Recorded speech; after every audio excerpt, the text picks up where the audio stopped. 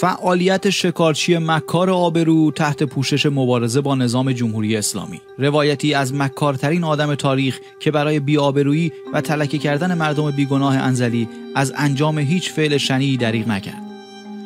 آبرو تابوی مهمی برای همه انسان هاست. گاهی برای حذف یک انسان میتوان با یک گلوله کار را تمام کرد و گاهی میتوان تنها با یک خنجر قلب حقیقت را شکافت. اما همه اینها تنها جسم آن فرد را هضم می‌کند، نه باوری که مردم از او در ذهن دارند. ترور شخصیت با انتشار تصاویر خصوصی از کثیف‌ترین شیوه‌هایی است که برای حذف انسان‌ها به کار می‌برند.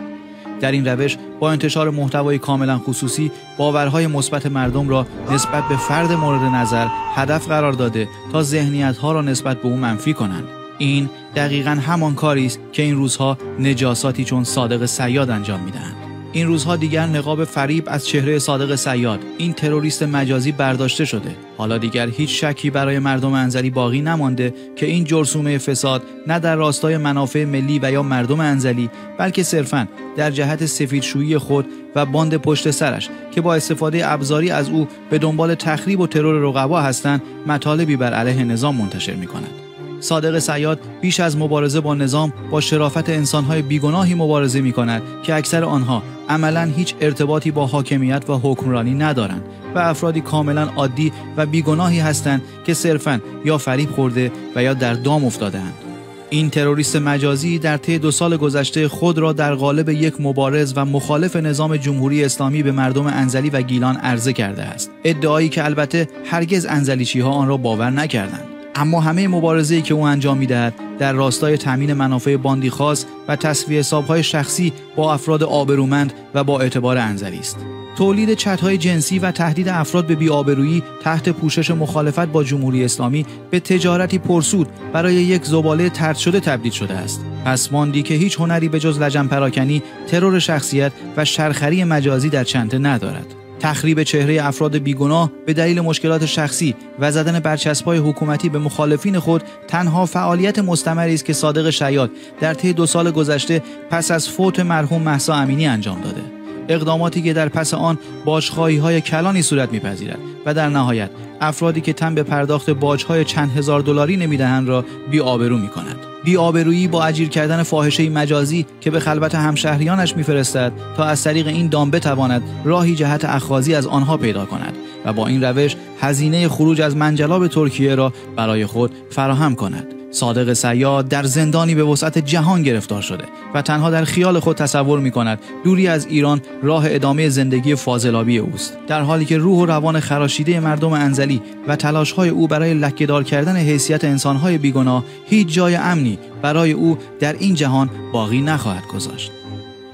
او برای خروج از ترکیه به 30,000 دلار نیاز دارد، مبلغی که سعی دارد از جیب مردم انزلی و گیلان بدزدد، آن هم با گروگان گرفتن آبروی آنها. صادق صیاد آینه تمام نمای بخشی از اپوزیسیون خارج نشین است که برای رسیدن به مقاصد مالی خود حاضرند دست به هر جنایتی بزنند و در نهایت با نمایشی مضحک خود را مبارز و ناجی مردم ایران نشان دهند. آنها نه با نظام بلکه با خود مردم در نزاع و تقابل هستند. جان انسانها را بی ارزش و آبروی آنها را به تاراج میبرند و با چند فحش و ناسزا به جمهوری اسلامی خود را یک مبارز نشان داده و مردم را فریب میدهند تا با این ترفند خود را در پناه دولت‌های خارجی حفظ و به اخاذی و مال‌اندوزی و دریافت پول‌های کلان از سازمان‌های مخالف جمهوری اسلامی بپردازند. به راستی مبارزه این افراد با چه کسانی است؟ پرسشی که امروز دیگر پاسخ آن کاملا روشن است. مزدورهای نظیر صادق صیاد که کوچکترین آسیبی در هیچ کدام از پیچ‌های تاریخی کشور در 45 سال گذشته ندیدند، هیچ علقه‌ای به مردم انزلی و ایران ندارند. آنها به دنبال کسب پولهای بادآورده جهت زندگی آسان در کشورهای اروپایی هستند. نکته تأسف‌آور داستان اما باور بخش کوچکی از مردم ماست که به صرف مسئله داشتن با حاکمیت با ساده اندیشی نمایش پرچم دروغین این شیاد مفسد را باور می‌کنند، اما فروپاشی بنیان خانواده‌های انزلیچی را نمی‌بینند. مردمی که خود قربانی جنایتکارانی نظیر صادق صیاد هستند، اما اسیر طوفان‌های فکری و جریان‌های رسانه‌ای شدند.